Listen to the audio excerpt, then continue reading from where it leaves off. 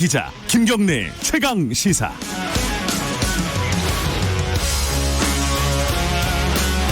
네, 김경래 최강 시사 2부 시작하겠습니다. 2부에서는 총선 얘기 좀 해보겠습니다. 더불어민주당이 현역 의원 하위 20% 통보가 이루어졌죠. 본격적인 공천 심사 과정에 돌입을 했고요. 근데 이게 당초 이제 시스템 공천, 혁신 공천 이렇게 약속을 했는데 물갈이 폭이 좀 적은 거 아니냐 이런 지적들도 좀 있습니다. 관련된 얘기, 총선과 관련된 전반적인 얘기를 원혜영 공천관리위원장 더불어민주당 연결해서 얘기 좀 들어보겠습니다. 안녕하세요. 안녕하세요. 원혜영입니다. 네. 하위 20%면은 21명인가요? 22명이죠? 22명. 네, 그렇습니다. 22명에 대해서 28일, 지난달이죠. 위원장님이 직접 전화를 했다. 이렇게 다 보도가 됐습니다. 전화는 다 마치신 거죠? 그렇습니다. 예. 전화하실 때 좀 불편하지 않으셨습니까? 다 아는 분들인데. 그럼요. 아주 참, 죄송하고 네. 안타깝고 그렇지만 네. 당위적인 절차이니까 네. 어쩔 수 없이 이제 수행할 수밖에 없는 게 공천관리위원회의 역할이죠. 근데 그 하위 20% 정하는데요. 가장 중요한 건 뭐였어요? 그게 예. 워낙 종합적이고 예. 다양한 요소들을 넣기 때문에 예. 뭐를 한 가지를 대표로 얘기할 수는 없는 것 같습니다. 네, 복잡한 네, 그런 점에서 네. 그럼 그 취지를 다시 한번 소개를 해드리면은 네. 공직자 평가 제도를 우리가 두고 있고 그걸 근거로 한 거거든요. 그러니까 후보의 경쟁력, 선거의 경쟁력이 주된 평가의 재료는 아닙니다. 의정 활동을 그러니까 국민이 뽑아준 국회의원으로서 네. 그대로 입법 활동을 중심으로 한 의정 활동을 네. 정말 성실하게 잘했는지 또 성과 있게 잘했는지 또 올바르게 했는지를 따져보자는 거거든요. 예. 그러니까 이거하고 후보의 선거에 있어서의 경쟁력하고 바로 일치되는 게 아닙니다. 예. 그러니까 그 후보의 경쟁력을 심사하는 건 이제부터죠. 후보 공천 심사도 아직 시작이 안 됐고 이번 주말 9일부터 시작됩니다. 그리고 또 후보들에 대한 어떤 경쟁력 조사 같은 것도 되면은 그런 걸 가지고 앞으로 심사 과정을 통해서 또는 경선 과정을 통해서 많은 변화가 있을 걸로 기대하고 있습니다. 이거 많이들 아시지만 이건 컷오프가 아닙니다, 그죠? 그렇습니다. 이거는 그냥 채점에 들어가는 거고. 네. 근데 이제 지금 말씀하시니까 한 번 더 짚고 넘어가고 싶은 얘기가 이게 만약에 의정 활동에 대한 평가라면은 이거 더더군다나 국민들한테 공개해야 되는 거 아니에요? 그런데 원래 취지는 그랬는데 거기에 의정활동 평가뿐만이 아니라 다른 여러 가지들 후보 경쟁력이라든가 여러 가지 그 부분이 복합되어 있기 때문에 어느 한 가지를 중심이 된 기준으로 이걸 다뤘다, 평가를 했다 이렇게 보기가 좀 어렵다는 종합적인 평가라는 말씀입니다. 예. 어쨌든 이의 신청이 없었습니다. 이의 신청을 하라고 했는데. 그렇습니다. 그러면 전부 다 경선에 가서 겨뤄보겠다 이렇게 받아들이면 되는 거죠? 그렇죠. 네. 그리고 또 실제로 우리 제도의 설계 취지가 공천을 배제하겠다는 게 아니라 경선을 할 때 20%의 핸디캡을 주겠다는 것이 취지였고 그것은 1년 전부터 공표돼서 이렇게 확정된 제도이기 때문에 다들 불만이 있더라도 수용을 하는 그러한 분위기였습니다. 근데 그 수용을 한다는 의미가요. 20% 그 감점이라는 게 별로 크지 않기 때문에 그러는 거 아니냐라고 해석하는 쪽도 있는 것 같아요. 그러니까 100m 경주를 할 때요. 10초에서 0.1초를 줄이는 게 얼마나 힘듭니까? 20%면은 10초가 12초가 되는 거 아닙니까? 그러니까 엄청나게 클 수도 있고. 근데 상대방 선수가 이를테면 100m를 20초에 뛴다. 그러면은 너무 격차가 크니까 그 20%가 별 의미가 없을 수 있겠죠. 그러니까 모든 건 다 대봐야 하는 겁니다. 이제부터 경선이고 이런 모든 게 이제부터 시작되니까 너무 미리 20%라는 감점이라는 잣대가 얼마나 여기에 영향을 크게 미칠지 안 미칠지 미리 예단할 수 있는 근거는 아무도 없습니다. 이제부터 지켜보시면 될 것 같습니다. 근데 이게 자유한국당하고 이제 제1야당이니까요. 자유한국당이 이름은 곧 바뀔 것 같지만은 그 자유한국당의 과 비교를 안 할 수가 없습니다. 자유한국당의 공천관리위원회 같은 경우에는 뭐 김영호 위원장은 이런 얘기를 했습니다. 그 피를 묻히고 가는 자리다. 그러니까 이 물갈이를 확실하게 하겠다라는 의지인데 지금 민주당에서는 그런 분위기는 아닌 거죠, 지금. 그렇진 않습니다. 저는 피 묻히는 게 공천관리 일이라고는 생각 안 하고요. 네. 국민이 원하는 가장 바람직한 후보를 우리 당이 우리가 갖고 있는 인적 자원 한도 내겠죠, 물론. 공천 신청을 안 한 분을 우리가 억지로 모셔가지고 나가게 할 수는 없잖아요.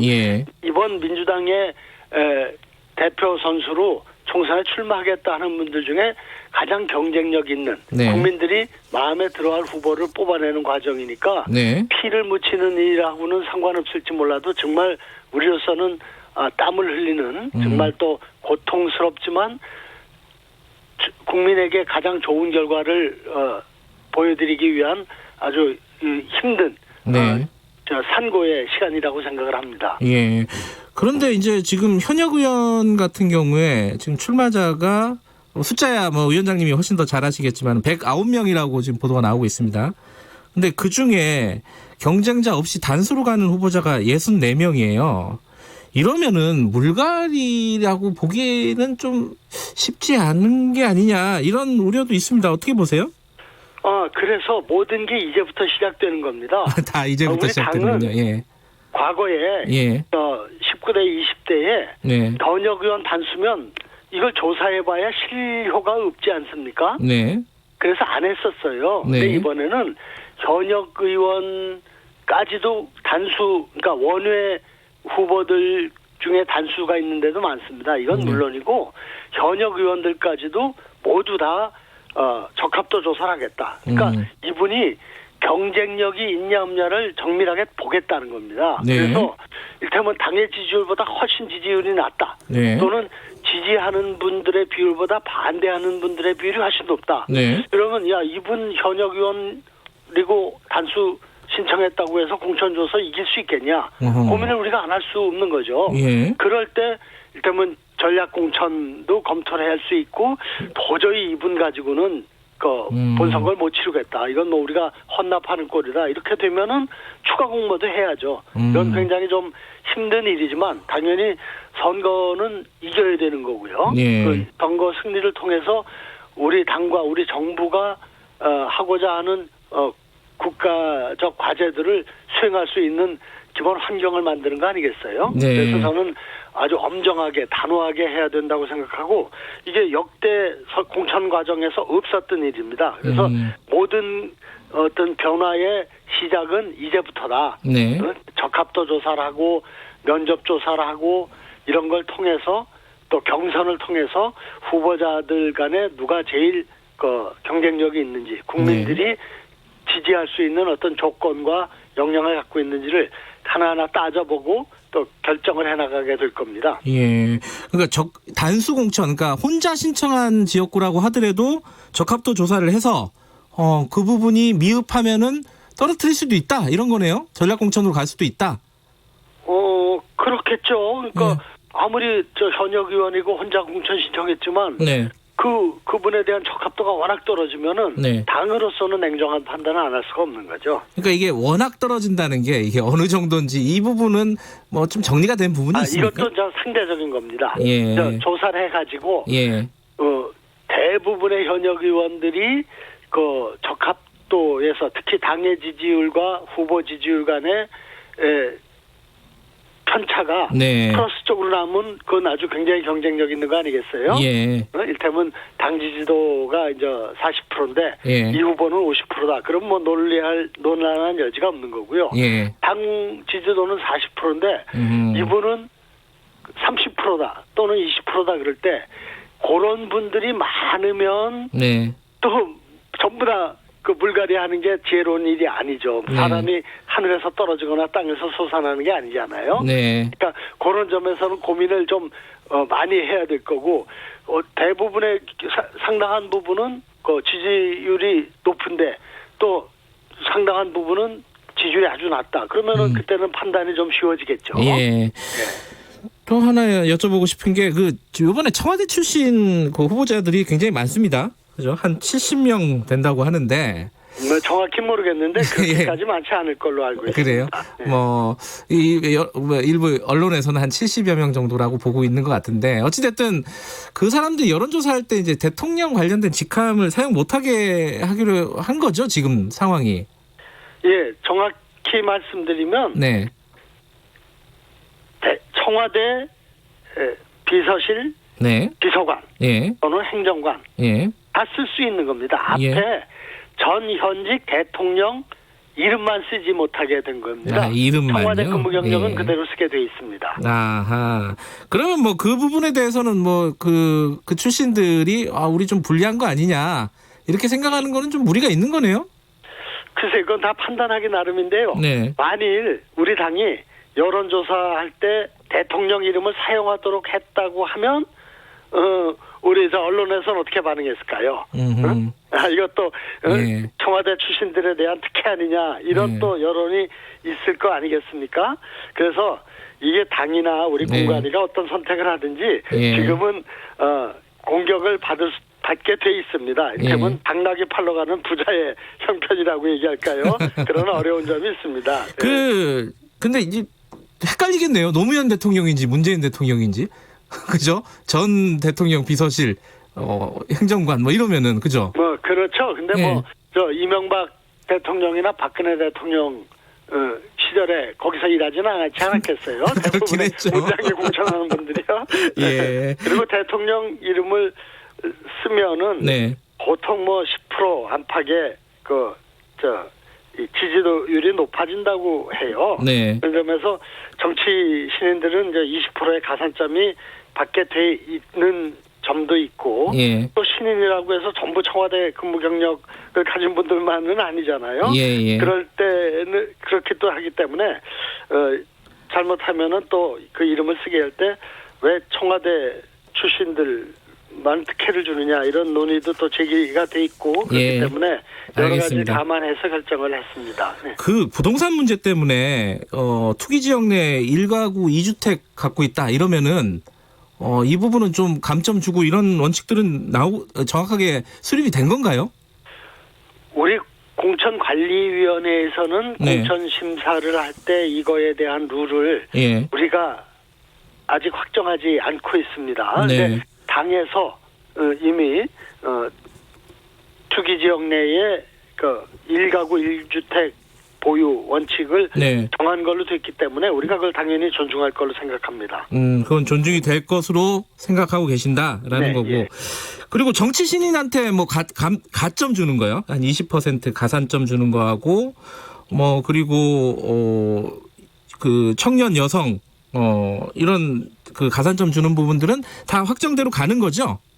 그런데 그걸 구체적으로 그러니까 10%에서 25% 뭐 이렇게 정해져 있기 때문에 어떤 경우에는 10%로 하고 어떤 경우는 25%까지 할 거냐 최대한 높게 줄 거냐 이런 거는 항목별로 하나하나 우리가 논의해서 결정을 해야 됩니다. 그거는 아직 확정이 안 돼 있습니다. 그러니까 그 항목별 구체적인 퍼센티지는 아직 확정이 된 건 아니지만은 가산점 주는 것은 원칙이다라는 말씀이신 거고요. 예.